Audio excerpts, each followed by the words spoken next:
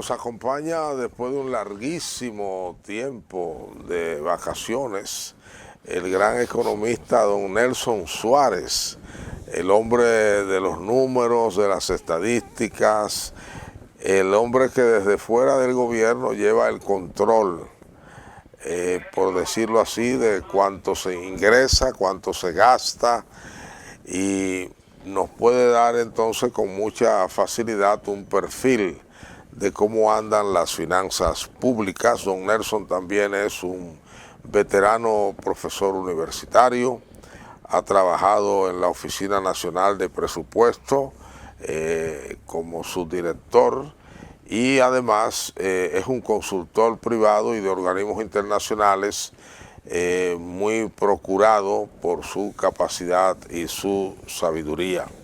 Aquí lo tenemos, a veces él es un habitué, pero otras veces se me pierde entre los compromisos y los nietos, porque los nietos ya les roban mucho tiempo. Pero qué bueno, don Nelson, tenerle, y qué bueno que vamos a procurar que usted nos ponga al día de cómo anda la economía dominicana. Usted, quédese ahí, que de seguro al final del espacio usted tendrá una buena comprensión de lo que está ocurriendo en términos de las finanzas públicas. Don Nelson Suárez, un gusto verlo después de perdérseme por ahí. Yo sé que usted siempre está en sus trajines, sus otras responsabilidades, la familia. Yo hablaba de los nietos, porque cuando conversamos por teléfono usted me dijo que estaba ahí emburujado, yo digo que entretenido, con cinco nietos. Es una medicina. Sí, no hay que ir donde el psiquiatra ni donde el psicólogo. Para mí es la mejor forma de botar el estrés. Ya.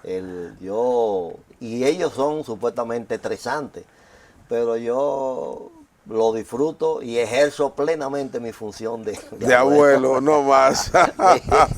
Nada de padre ni nada de niño. Para mí es un tremendo placer. Ojalá que todo el mundo pudiera tener ese privilegio, porque realmente yo me lo disfruto. Disfrutar lo que llaman la abuelidad. Sí, son 7. Don Nieto, óigase, pues Dios lo ha bendecido mucho, son 7, un hombre joven todavía. Usted le esperan 7 más.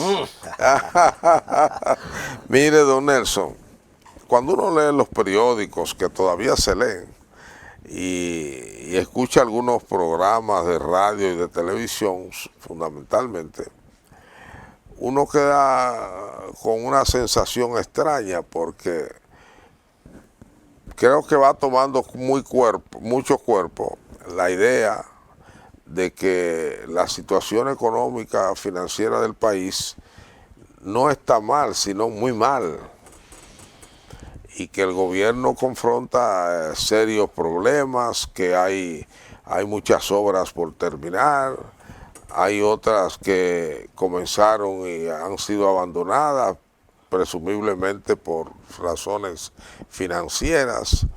Se ha vuelto a hablar, cosa que hacía mucho que no se hacía, de los apagones financieros, y se habla, sobre todo los partidos políticos de oposición, de un déficit que tiene al gobierno que no le permite ni para adelante ni para atrás. Y en cambio, las voces oficiales o paraoficiales dicen que el gobierno está normal, que el presupuesto se cumple, que las obras llevan el ritmo que deben llevar, y que el gobierno está cumpliendo con sus responsabilidades externas, que hay suficientes reservas, sobre todo en dólares, que el turismo anda como nunca, que las remesas están elevadas como nunca, hay buen comercio exterior, cada vez hay más empresas de zona franca, los negocios en las calles están vivos, los bancos hacen programas y ferias y hablan de muchísimos compromisos de préstamos, lo cual quiere decir que hay quien tome prestado.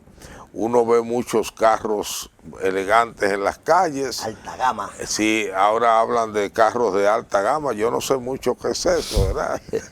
De todos modos, uno dice, ¿en qué pie estamos parados? La visión de un economista especialista en finanzas públicas nos puede ayudar mucho a ver cómo andan las cosas. Bueno, esa introducción es muy retante para darle respuesta, pero yo hace un par de años que leí un artículo que describe de manera muy, pero muy patética eso que usted está hablando. Y es lo que ese articulista, creo que en el diario El País, en algún momento lo leí, le llamó la boyante economía del descontento. Ya. Diga qué término más elegante, la boyante economía del descontento. Y yo creo que aquí, eso que usted está describiendo, que pasa aquí, pasa en muchos países del mundo. Tenemos esa brillante economía, esa boyante economía del descontento. O sea, el Banco Central me dice que estamos creciendo más o menos bien. Sí. Obviamente, con una ralentización de la economía. Correcto. Que la gente es lo que siente. Que tenemos una tasa de inflación controlada, 2, 3%, el rango meta.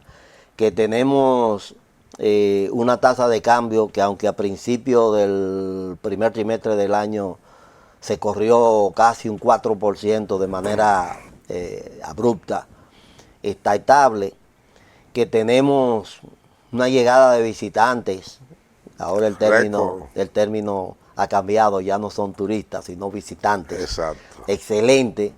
¿Qué más? Los niveles de empleo. Usted se acuerda que al primer trimestre el Banco Central dijo que el país habían aumentado los empleos formales en 180,000 casi. Así es. Entonces, pero con todas esas bondades, la gente parece no sentirse bien. Y ahí usted oye la manifestación de descontento. Usted oye a los empresarios a veces y a los comerciantes decir, esto no está bien, esto está lento, esto está... Bueno, dicen que el comerciante y el empresario dominicano nunca dice que las cosas están bien. Sí, entonces ahí viene el reto de uno irse a los datos y decir, bueno, vamos a ver qué está pasando, qué dicen los datos. Y efectivamente todo parece indicar que los primeros 6 meses ya, podemos decir, por lo menos hasta mayo, el Banco Central, a través de su indicador mensual de actividad económica, el IMAE famoso, está reflejando que hay una lentitud de la economía. Es decir, en igual periodo del año pasado, la economía creció casi 5%, 4.7, y ahora solo 2.6, 2.7, tengo entendido. Eso posiblemente va a hacer que cerremos el primer semestre del año con un nivel de crecimiento de la economía inferior sustantivamente a lo que hubo el año pasado. Hay algunos indicadores, por ejemplo, y he estado revisándolo, como los indicadores que tiene la Dirección de Impuestos Internos sobre recaudación, por ejemplo, vinculada al ITEVIS, que muestran también el consumo, una ralentización en términos de magnitud de la evolución del volumen de actividad gravable del ITEVIS, y eso obviamente se traduce en una menor recaudación. Aunque vi los otros días en todas los principales medios, tanto escritos como digitales, el tema de que DGI decía, bueno, hemos superado nuestra... pero normalmente no se aclara muy bien que esa superávit se refiere a las proyecciones que ellos tienen, a las estimaciones. El superávit o el aumento... esa es muy positiva porque con eso que ellos están trabajando. Ajá, pero el tema fundamental aquí es vincularlo con lo que pasó en igual periodo del año pasado.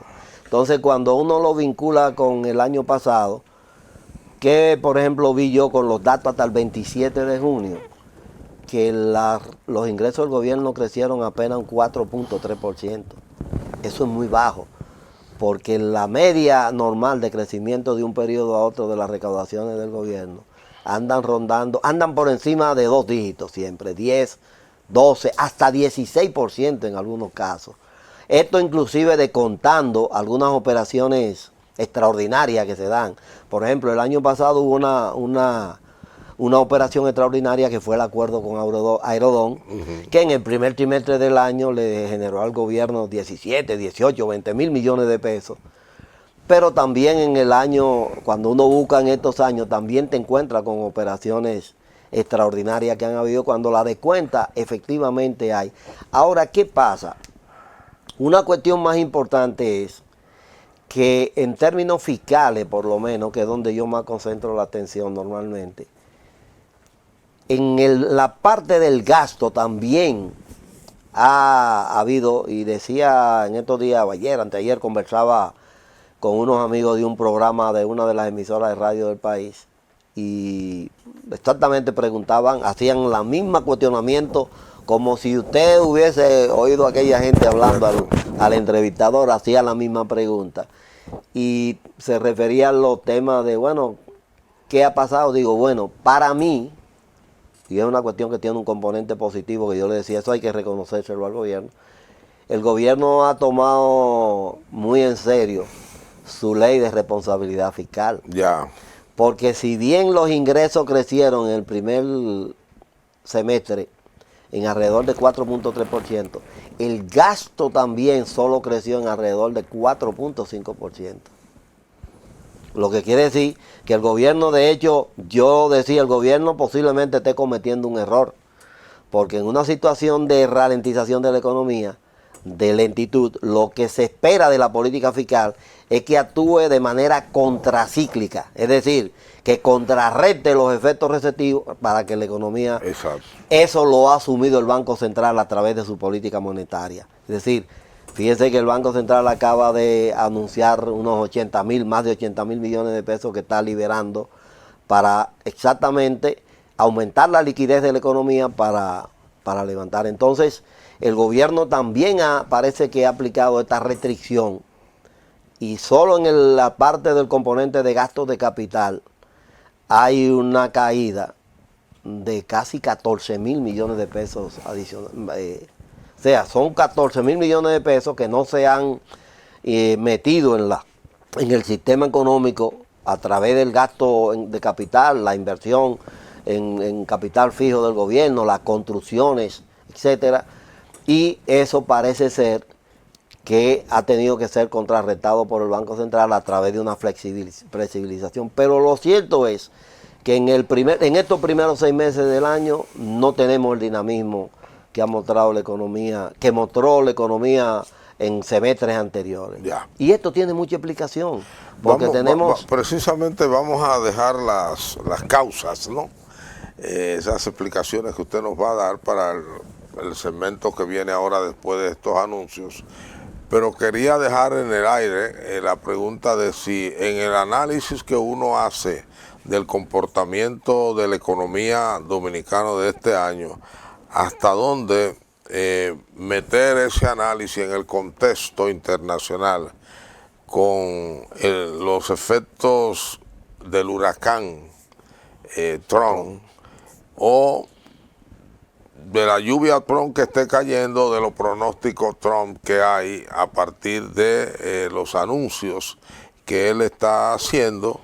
Él va el ir y venir, tú no eres amigo de fulano, tienes que tratármelo bien, si no te voy a subir el arancel, y las guerras del Medio Oriente y todas sus repercusiones en el campo de la economía de estas naciones. Continuamos esta entrevista con el profesor don Nelson Suárez. Don Nelson, el huracán Donald Trump es una realidad. Incluso ahí veo que está chocando los carritos con una nación tan poderosa como Brasil. Yo recuerdo que el presidente Richard Nixon tenía el lema: hacia donde va Brasil, va América Latina. Y trataba básicamente con Brasil, porque ahí se determinaba el resto del comportamiento de toda la región. Y también tenemos la situación de Europa, en parte como consecuencia del huracán Donald Trump, y en parte también como consecuencia de las guerras de Rusia y Ucrania y la masacre de Israel contra Hamas o la franja de Gaza y amenazando los hutíes ahí en el peligroso estrecho de Hormuz, por donde pasa alrededor de la mitad del petróleo que se mueve en el mundo. Todos estos peligros ya reales y peligros pronosticados, posibilidades, ¿hasta dónde tienen que ver con estos análisis que ustedes hacen con el comportamiento de las finanzas de estos países?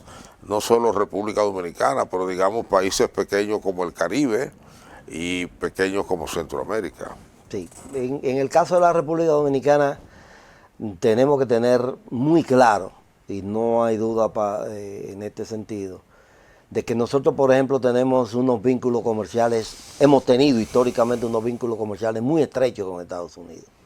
Entonces nosotros normalmente tenemos una gran brecha comercial en nuestra relación comercial con el resto del mundo, y una parte importante, 60%, 65% de esa brecha, está explicada por nuestro déficit con Estados Unidos. De hecho, por eso mucha gente plantea que no le ve sentido a que nosotros seamos castigados con aranceles, porque nosotros tenemos una relación deficitaria de 5 o 6 mil millones de dólares todos los años en el comercio con los Estados Unidos. Entonces, es claro, ahora tenemos y le agregamos a esa brecha una brecha que estamos también abriendo con la República Popular China.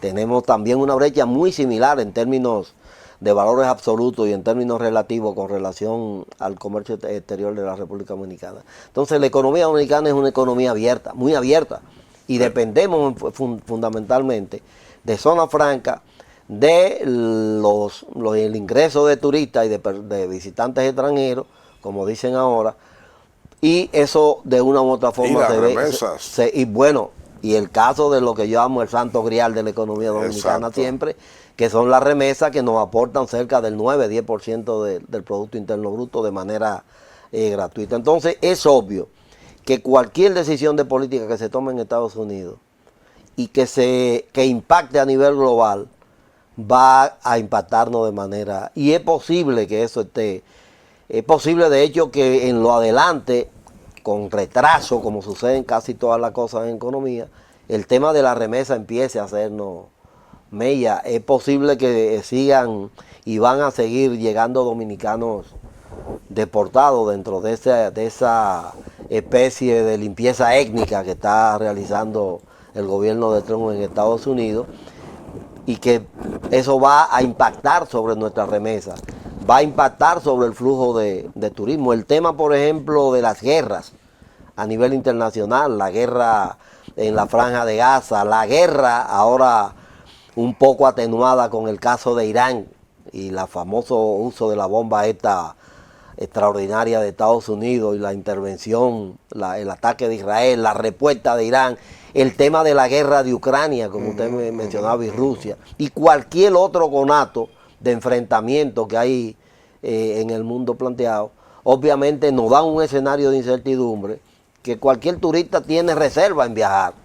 Por ejemplo, a mí en cualquier momento me hablan de viajar a cualquiera de esos países cercanos, incluyendo el mismo Europa, y yo lo pienso seriamente en una situación como esta. Aunque puede también darse el caso, como parece que se está dando, por ejemplo, los norteamericanos en lo que va de año están viniendo mucho al país, y uno se pregunta si no es que están rehuyendo ir a Europa, por ejemplo, porque los norteamericanos en general son blancos donde quiera de lo que están peleando en Oriente Próximo. Y que le echan la culpa, la responsabilidad a Estados Unidos, tanto de armar a Ucrania como de armar a Israel. Obviamente Estados Unidos es un objetivo en materia de todo lo que se da, los conflictos que se dan en el Medio Oriente. Estados Unidos es un foco de atención y es un objetivo, siempre lo va a hacer, y de hecho más ahora con su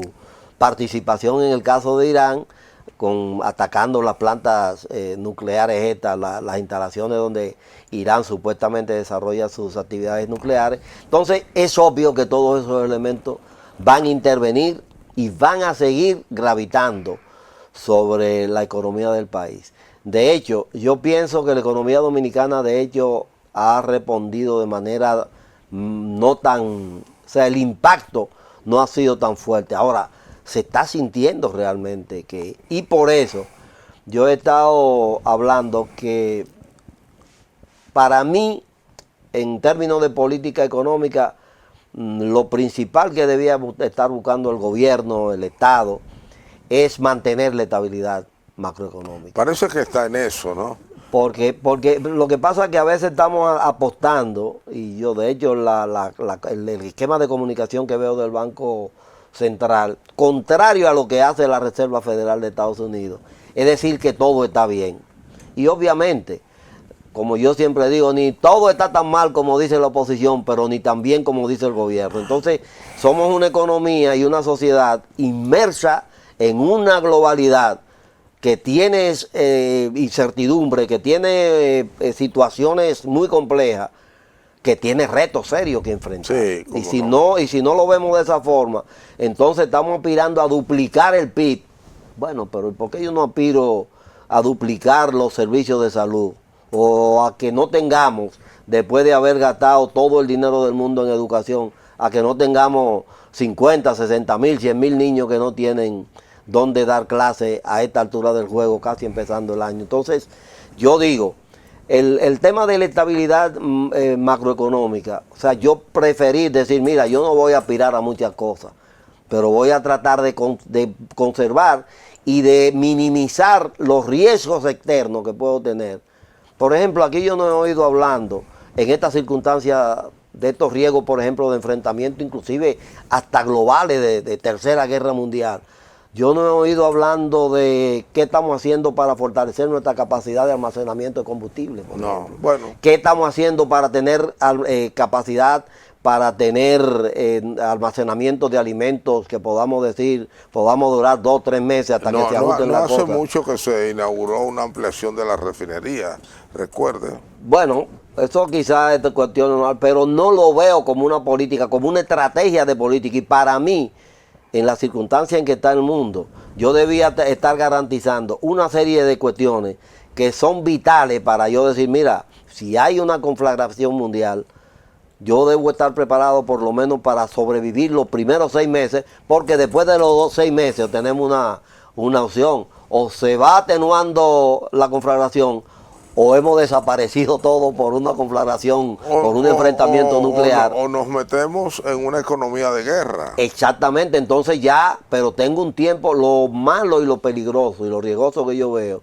es que no estamos trabajando para nada de eso. Entonces, si ahora mismo hay una confrontación mundial, se paró el flujo de combustible, bueno, vamos a durar 1 o 2 semanas bien, 3, y a la 4ª tenemos problemas. Vamos a hacer otro segmento para entonces entrar en el menudeo económico del país, donde probablemente podríamos un poco hablar de lo que usted, sin especificarlo, lo sugiere, que es fijarnos más en la microeconomía que en la macroeconomía. Con el tiempo hemos aprendido que ambas cosas son importantes. Vamos a regresar al segmento comercial. Profesor Nelson Suárez, siempre hay esas visiones sobre la economía dominicana, las que usted acaba de mencionar, entre la macro y la microeconomía. Yo creo que en todos estos años, y eso hay que agradecérselo al PLD, hemos tomado conciencia del valor, de la importancia de tener una macroeconomía, si no equilibrada, por lo menos bajo control. Y en eso los PLDistas fueron maestros y los demás gobiernos han seguido. Que es muy bueno. Y la mejor muestra es que el gobernador del Banco Central es el mismo, para unos y para otros. Y él es un experto básicamente en lo que él puede hacer. Él no puede ir a la microeconomía, aunque sí puede sugerirla, como le ha sugerido al gobierno varias veces en público, y a todo el cuerpo empresarial la necesidad de mejorar, por ejemplo, los salarios. la economía dominicana está como en un nivel de desarrollo o de crecimiento donde ya el sector empresarial es fuerte. Hay una clase media que yo digo que vive agarrada de una tarjeta de crédito, pero bien agarrada y sabe manejarse con 2 y 3 tarjetas, y eso le permite ir a Punta Cana, ir a Puerto Plata, ir a Samaná, llevar a los muchachos de vacaciones al exterior y vivir. Pero hay un segmento que todavía no ha logrado romper el cascarón, y quizá por ahí es donde usted entra con la llamada microeconomía. ¿Por qué la economía dominicana, para crecer como ha crecido, no ha necesitado de la incorporación masiva de esa gente al consumo? Bueno, eso es un tema Cabezón, que ha sido, ¿verdad? no, y que ha sido analizado en muchas ocasiones. Y una de las conclusiones, y de alguna manera yo creo que vale la pena aquí mencionar a nuestro amigo y destacado profesional de la economía, don Miguel Seara Hatton, Ya. que durante mucho tiempo ha estudiado el tema. ¿Un exministro de Economía? Sí, ha estudiado el tema relativo al crecimiento y la distribución del ingreso en la República Dominicana. Y de hecho, yo quizás lo recato porque la tesis que me tocó trabajar con uno de mis compañeros, don Ramiro Carrasco, para graduarnos de Economía, fue un poco, en alguna medida, inducida por esos estudios de Miguel. Ya. Y por él mismo, de acero y fe. Así mismo se llamó la tesis, crecimiento económico y distribución del ingreso, en la cual tratamos de buscar sustento empírico para demostrar que el crecimiento económico en la República Dominicana se produce en un contexto en el cual tiende a agravar la situación de la mala distribución del ingreso y la riqueza. Es decir, es un crecimiento, como diría Miguel, concentrado. Ya. Entonces, por eso a veces vemos este dilema en esa, como decíamos, esa boyante economía del descontento. Bueno, todo está bien, todo está creciendo, tengo buenas reservas internacionales, pero la gente abajo se está quejando. Entonces, esto está explicado en gran medida por ese esquema de crecimiento en el cual los frutos del crecimiento no se distribuyen de manera equitativa, sino que se concentran en quienes tienen mayor capacidad de ingreso y van creando una claque o un grupo muy rico extremo, y un grupo de pobres extremos. Entonces, eso sigue teniendo, aunque ha mejorado, obviamente, por los sistemas de crecimiento, nosotros estamos calificados como una economía de ingresos medios. Sí. Entonces, En términos promedio, ¿no? sí, en la clasificación que hace el banco. Pero promediando.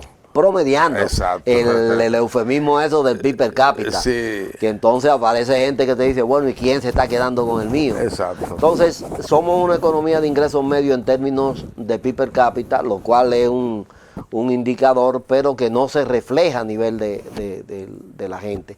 Una economía de salarios muy bajos. Es decir, pero hay una cosa aquí, que a veces tenemos dos elementos. El elemento de las remesas familiares. Esa llega. No, esa llega y llega donde tiene que llegar. Exacto. Y son 10.000 millones. 10.000 millones de dólares que no lo aporta ni el... Bueno, compite con el turismo en eso, pero aquellos son gratuitos. Multiplicado por 60 son unos cuantos. Sí, entonces, ese es el tema de las remesas que tenemos. El tema de operaciones subterráneas que se dan en la economía en gran magnitud, que también impactan y riegan mucho en muchos sectores. Tenemos el tema de que hay una gran cantidad de extranjeros con cierto poder están viniendo al país como su segundo país, su segunda casa. Inversión extranjera. De inversión extranjera en Samaná, en el este, en todo. Los dominicanos que están en el exterior siguen adquiriendo propiedades en el país, aparte de la remesa. Entonces, todos esos elementos que no se ven son las cuestiones que nos permiten tener la estabilidad social que tenemos en el país, que a veces no son tan atribuibles a ese equilibrio y esa estabilidad macroeconómica, sino a cuestiones concretas, Ya. de que hay gente que está esperando que la mujer o Bueno, el pero marido... la macroeconomía le permite un poco, le garantiza. Exactamente, y la estabilidad sobre Estabilidad. todo. El que no hayan flujos, variaciones Correcto. grandes a nivel de los indicadores macroeconómicos, porque la estabilidad tiene una parte nominal que lo mide la inflación, tiene una parte real que lo mide los niveles de consumo y de inversión, y tiene una parte a nivel del sector externo, Ya. que son ese equilibrio que hablamos de la balanza de pago. Entonces, el hecho de que tengamos a veces esa queja, ese descontento a nivel de la micro, es porque está determinado por lo desequilibrio que hay en términos de la distribución de la Sí, riqueza y los ingresos sí, sí. en el país. Pero, Y las políticas económicas muchas veces que no toman en cuenta, por ejemplo, las microempresas y las medianas sí, empresas. aunque se ha hecho un esfuerzo también grandísimo, no desde ahora, Sí, desde gobiernos anteriores ya pero hace pero falta algo más explícito. Pero ¿qué está pasando? El año pasado el Banco Central, en una política de expansión monetaria, tratando también de contrarrestar unos efectos recesivos, puso 200 mil millones en el sistema financiero. Así es. Ahora ha puesto 81 mil, según su último. Ahora, ¿qué es lo que está pasando? Es que eso a veces no se está traduciendo en ese apoyo a la micro, en ese apoyo al consumo, en ese apoyo a la inversión, porque, y esto hay que decirlo también, ya parece ser que esa política monetaria está siendo neutralizada, porque está siendo utilizada para hacer arbitraje. ¿Qué significa esto? Sí. Que el sector financiero al final, bueno, uno de los determinantes del poco impacto del crecimiento económico que se registra en los primeros trimestres es atribuido al sector financiero. Fíjese que el año pasado fue el turismo el dinámico. Exacto. Ahora fue el sector financiero. Correcto. ¿Por qué? Porque usted le puso 200 mil millones y ahora le está poniendo 81 mil, que al final lo que hacen ellos es hacer un arbitraje de coger unos recursos al 9% para apretarlo al 12, al 13 y al 14, y ya con eso... Y mucha renegociación de deuda. Exactamente, entonces, de hecho, hay niveles de morosidad que dicen que han aumentado en el tema de tarjetas de crédito, Sí.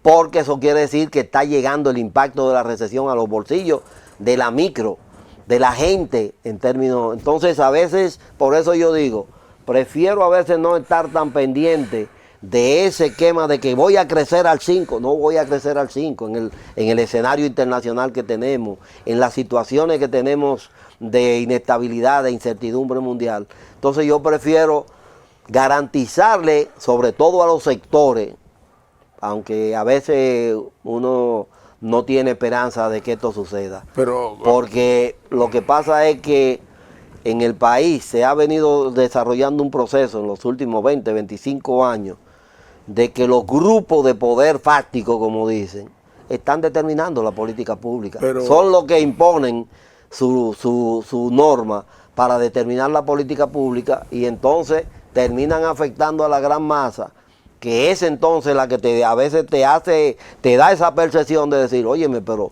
si todos los indicadores están bien, ¿por qué el descontento? Bueno, porque hay un segmento amplio de la población que no le está cayendo ese derrame, esa borona de ese crecimiento y de esa estabilidad. Y de ahí la diferencia siempre entre los indicadores y la realidad. Y la realidad. Y que compete a las políticas públicas tener sentido práctico para estrechar esa diferencia siempre lo más posible. Y eso se hace a través de medidas específicas. Sí, voy a recatar aquí algunas cosas. Sigo mucho su sube y baja en el periódico Hoy. El sub y baja del periódico Hoy. Y entonces, durante mucho tiempo he visto en el sub y baja la insistencia suya, por ejemplo, como el tema de olvídense a veces de las grandes cosas y métanse en las pequeñas cosas. Entonces, todos los gobiernos en este país se han olvidado de eso. Hay barrios, comunidades, municipios, donde usted agarrar y hacerle todas las aceras y los contenes y tirarle en la calle, le cambia la vida a la gente. Y uno se pregunta, ¿por qué no lo hace? Bueno, porque eso no tiene una gran rentabilidad, pero porque son pequeñas cosas. Política sí. Política y social. pero política sobre todo, porque el político es un come votos. Por eso, y esa es su función. Y ese voto es equivalente al del poderoso. Es igualito. No, son más. Porque entonces, son el 70%, 80% de la población. ¿Por qué no atender entonces, eso? Entonces, cuando uno se va, y eso es una cosa que a veces a mí me choca, a los barrios marginados, a los municipios, y tú ves a veces niveles de pobreza y de estilo de vida tan ínfimo, tan infrahumano, tú te preguntas, bueno, pero ¿cómo es posible que no haya venido a nadie por aquí? Bueno, porque eso no es tan productivo en términos de quienes toman decisiones y quienes financian campañas, como el monorriel de Santiago. Santiago está a 60, 70 mil millones de pesos en una cuestión que yo al final ni siquiera sé si va a tener el impacto y va a tener el retorno. O que pudieron haber hecho algo similar, porque todavía en Europa, usted va en muchísimos países y encuentra los trenes en medio de la ciudad. Aquí tuvimos hasta no hace demasiados años, en San Pedro de Macorís, los trenes azucareros pasaban por la ciudad. Sí. Y eso mismo en muchos países se hace con los pasajeros y las cargas. Sí, nosotros tenemos esa vocación de esas mega obras que en algunos casos están. De hecho, aprovecho aquí para decir, yo creo que es tiempo ya de que yo veo que hacen muchos planes, que en el país se siente, y he visto algunos ejercicios que han hecho, hacer una visión estratégica, por ejemplo, de la inversión en infraestructura que tiene que hacerlo. Pero ¿cómo hacerlo? No es motivado por quienes tienen interés en el proyecto en términos de contrato sino en términos de prioridades, que nos sentemos y definamos, bueno, ¿cuáles son las obras que necesitamos en el país que son prioritarias y estratégicas? Recuerdo al padre Cela, decía que nadie sabe más que el pobre qué es lo que él necesita. Exactamente. Pregúntele. Entonces vamos a ver cuáles son las cosas que necesitamos. Hay lugares como Capotillo, por ejemplo, por poner un nombre que estaba gastado de moda. Incluyendo la 42. Exactamente. Que te está llamando a hacer una reestructuración urbana de todo eso. Sí. Pero nadie está pensando en eso. Aquí seguimos concentrándonos con los temas, por ejemplo, del tránsito en el polígono central. En el polígono central. Pero ¿qué pasa? Es que tenemos un problema general, entonces hay que ir pensando. Ahora, ese tipo de cuestiones estratégicas no son de rentabilidad política para fines de votantes, pero eso dentro del esquema general del país. Debemos plantear cuestiones de ese tipo ya. Tenemos que ver que ya hay que cambiar los esquemas que hemos estado teniendo. Y fíjese esto. Para hacer la cosa diferente de cara a las próximas generaciones, que si no, le vamos a dejar un tremendo lío a la generación actual y a la que vienen. Mis nietos, yo no sé cómo van a vivir en la sociedad dominicana. Y fíjese un detalle político. Cuando llegan las encuestas, generalmente hay una franja por encima del 50% de la población que dice que las cosas andan mal. Y la gente, sobre todo los políticos, dice que no lo entienden si las estadísticas dicen que estamos creciendo, que tenemos baja inflación, que el empleo ha subido, que patatín, que patatán. Pero eso no es para ellos. Eso no llega allá. Entonces para ellos la economía no puede andar bien. Esa es la gente que está en el microtráfico, esa es la gente que está y resuelve su problema sentado en el colmadón bebiéndose dos cervezas. Para los que estamos mejor. Sí, entonces... Para los que llevamos a los hijos al colegio, para los que andamos en un carro aceptable, para los que podemos ir el sábado a cenar a un restaurante, para los que queremos ir al Parque Mirador a recrearnos, pero y aquellos que su problema es saber si yo como o no como hoy, o qué como. A veces veo, hay un programa muy famoso que veo a veces casos de gente, niños en condiciones de salud específicas, y entonces cuando sacan la cuenta para hacer una recolecta, una cosa, a veces en un escenario y en una escena deprimente para mí, Y entonces, 60,000 pesos hay que buscar para resolver ese problema de un Sí. niño que fue una señora. Pero por Dios, entonces, ¿cómo me estás hablando de esa boyante economía y tengo problemas tan insignificantes por resolver como eso? O sea, yo no le veo sentido a eso. Ese es el punto débil de la economía, de la sociedad dominicana en general, y es lo que obliga, vea usted, como diría un cibaeño, es lo que obliga a que el turismo sea encapsulado. Encapsulado. Otro tema, Porque usted no puede traer al turista usted ha planteado un tema a ver esta otra realidad. en su región, Sí, extraordinario, el polo turístico más extraordinario del Caribe y de muchos sitios. Pero entonces alrededor no hay agua potable, no hay sale el obispo acueducto, diciendo no hay estos días. sistema de drenaje, no hay, pero Y entonces usted se pregunta. ¿de qué bollante economía me está hablando? O sea, esos son de las cosas que a veces, porque hemos seguido desarrollando un esquema del Estado con algunos cambios, con algunas modificaciones, pero las cuestiones de raíz, de fondo que hay que transformar, nadie la quiere asumir. No. Yo he llegado a la conclusión de dos cosas en este país, quizás tres.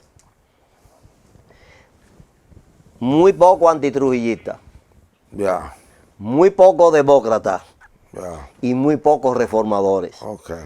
Usted oye gente aquí en un discurso de reformista, por ejemplo, el esquema de conservadurismo que se ha implantado en la sociedad dominicana en los últimos 8, 7 años, a mí me sorprenden. O sea, de hecho, gente que yo consideraba ese tipo, y cuando lo oigo defendiendo y las causas que defienden a veces, yo digo, bueno, pero ¿y ese es el demócrata y el liberal que tengo en este país? No lo entiendo. O sea, hay cosas en la sociedad dominicana que se han estancado y que se han retrotraído a un nivel insospechado que yo nunca esperaba que íbamos a llegar. Y todos los informes, desde que usted lee informes, desde que leemos informes del BID, del Banco Mundial, De Atalí. antes, exacto, de USAID, antes, etcétera, hacen las mismas recomendaciones para superar esa situación. Mire, le voy a mencionar, ojalá que nos los haga llegar, en un encuentro conversando con don Fernando Ferrán, encontró algo que hizo el padre alemán, que estuvo ahí también Cela y ese equipo de padres jesuitas, de lo que ellos llamaron el survey. Exacto. Como en una de estos días conversando, me dijo, yo sé que a ti te va a gustar algo que yo tengo, y me gustaría verlo. Donde esa gente hicieron un levantamiento, lo que ellos le llamaban un survey, una encuesta en términos de los problemas de 1966-69. Sí, un retrato y de la cuando sociedad. viene a ver, vamos a ver que hay muchas cosas ahí que siguen siendo Exacto. el mismo retrato. Yo le recomendé a él que el Centro Bonó lo publicara como libro. Sí. Porque fuera una gran contribución. Hemos terminado. Muchas gracias por todo lo que nos ha dicho y nos ha enseñado. Siempre será importante traerlo a usted a este programa porque pienso que tanto yo como nuestra audiencia salimos muy edificados. A ustedes les damos las gracias por igual y nos vemos en el próximo programa.